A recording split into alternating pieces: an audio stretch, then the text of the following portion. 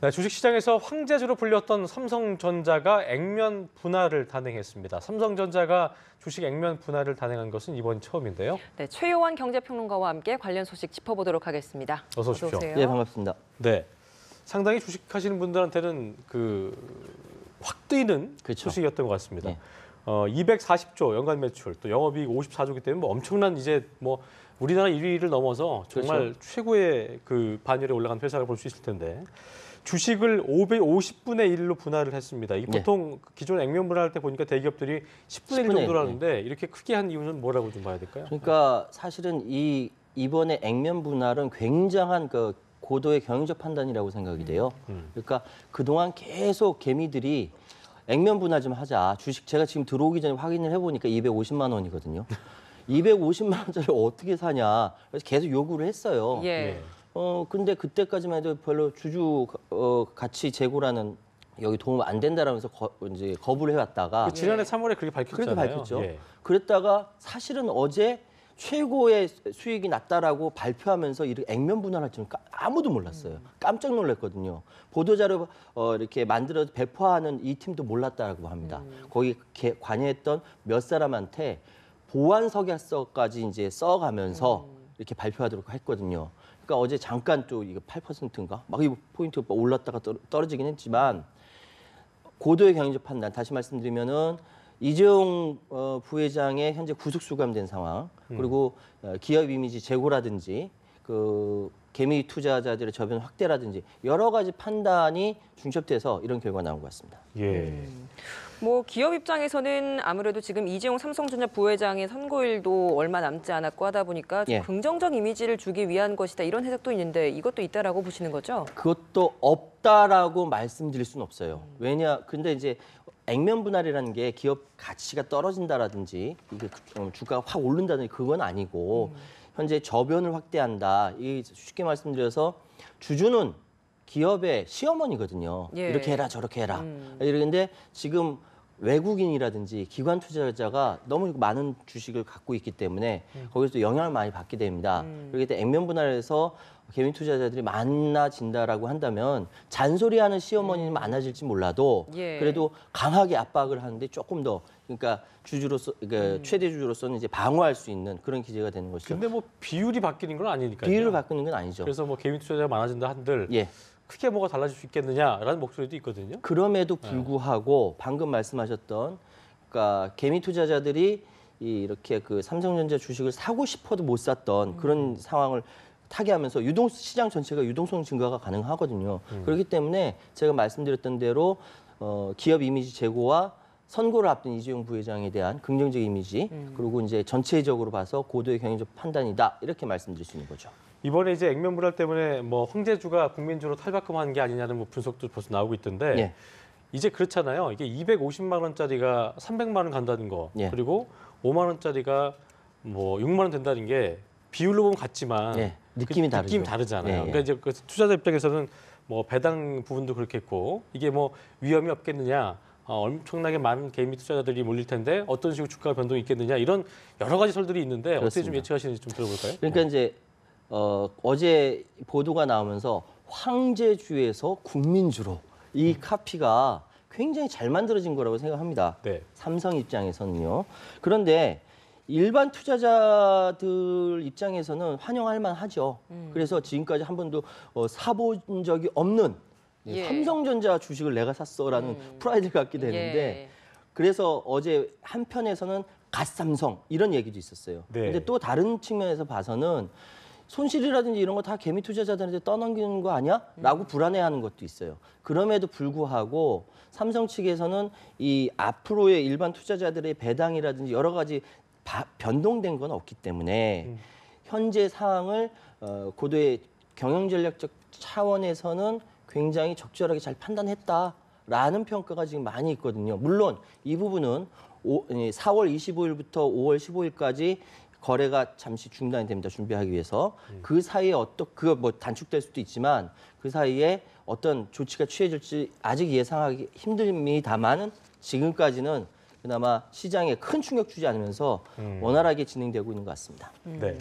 이게 이게 액면 분할이 돼서 개미 투자자들이 이걸 사들인다고 한들 결론적으로는 이게 주가 상승에 큰 도움이 돼야만 투자자들 입장에서도 긍정적인 것 같은데 이런 액면 분할이 주가 상승에도 실질적인 효과가 오는 겁니까? 그렇죠. 그러니까 액면 분할하게 될 때 어제 오늘 해가지고 좀 올랐어요. 이틀 연속 소폭 상승을 했는데 사실은 액면 분할과 주가 상승은 그렇게 큰 관계는 없어요.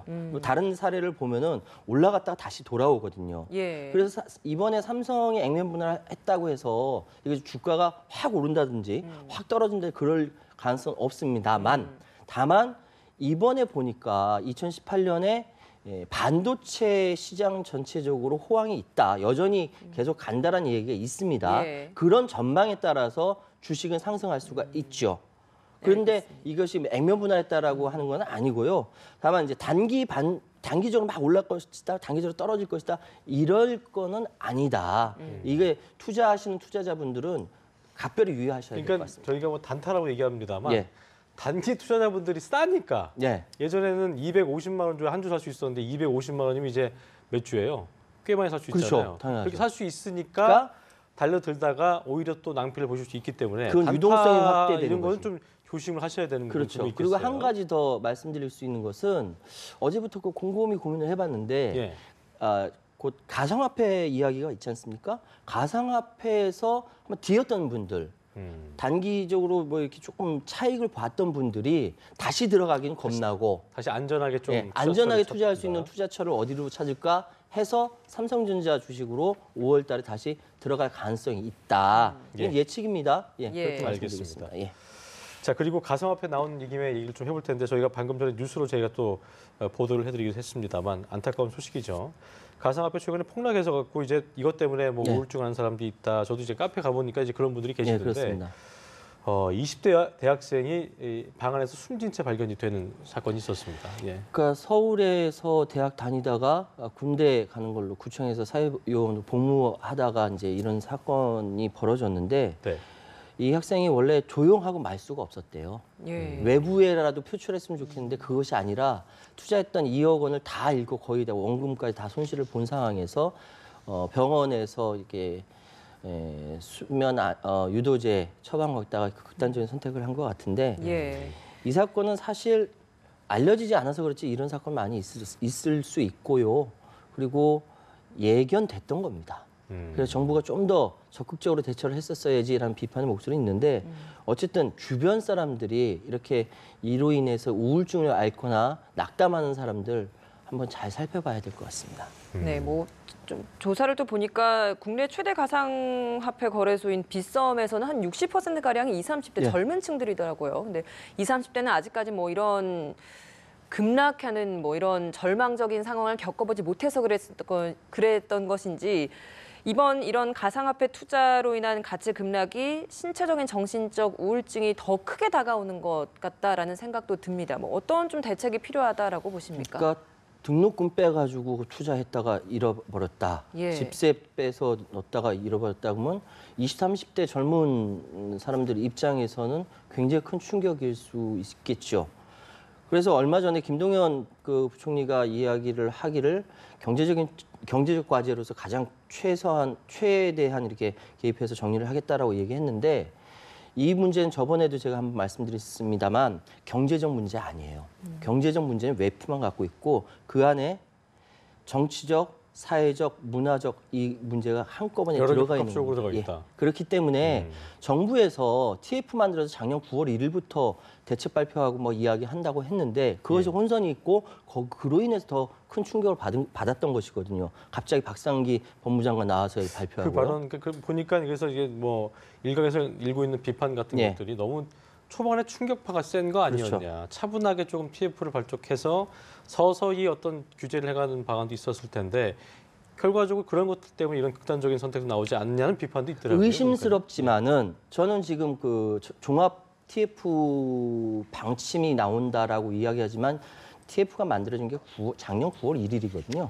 그동안 계속 여러 가지 발표하다가 지금까지 제대로 된 TF 발표가 뭐 실명제 외에는 나온 게 없는데 이번에 발표할 때 단지 경제적 문제를 뛰어넘어서 예. 우리 사회의 근본적인 문제까지 같이 이야기하면서 특히 20, 30대 실망한 많은 젊은이들을 좀 어우르는 그런 대책이 나왔으면 좋겠다. 예. 지금 분노하고 우울하고 폭력까지 막 갖다 깨부수고 이런 것까지 나오고 있으니까 그렇죠. 굉장히 걱정됩니다. 예. 가상화폐가 굉장히 수익의 폭도 높았고 그다음 네. 하락의 폭도 너무 크다 보니까 그죠. 이걸 한번 맛본 투자자들이 이제 뭐 이 정도를 해봤으니 이보다 더 약한 그냥 기본적인 우리가 생각하는 투자는 뭐 껌이다 예. 이런 생각을 하고 고수익 고위험 투자에 그렇습니다. 덤벼드는 사람들이 좀 많다라고 하는데 이것도 좀 걱정인 것 같습니다. 그렇습니다. 그런 경우가 굉장히 많아요. 그러니까 뭐 가상화폐에 비하면 껌이다.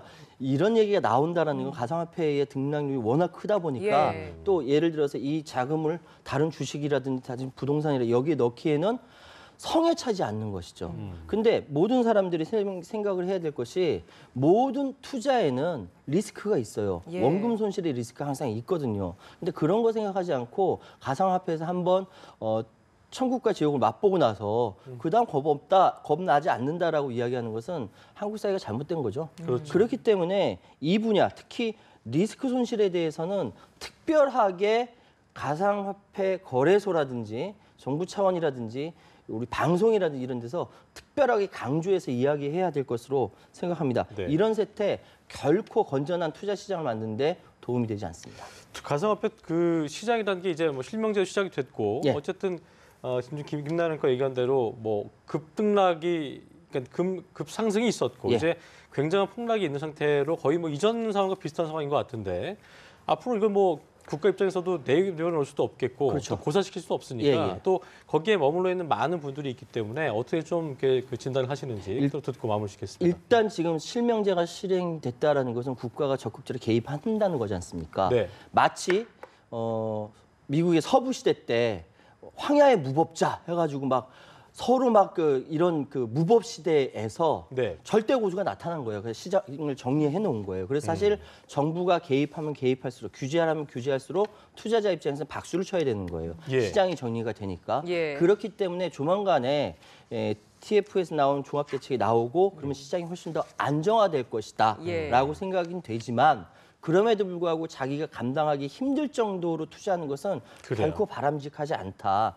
그래서 사실 이런 트렌드들은 기존의 한국 사회의 트렌드, 그러니까 투자라든지 이런 규율이 잘 지켜졌으면 문제가 되지 않는데 지금까지 한탕주의가 거의 다 대부분이었거든요. 맞아요. 예, 예. 그렇기 때문에 앞으로 좀 더 나아져야 되지 않게 특히 조심해야 될 게 다단계 투자.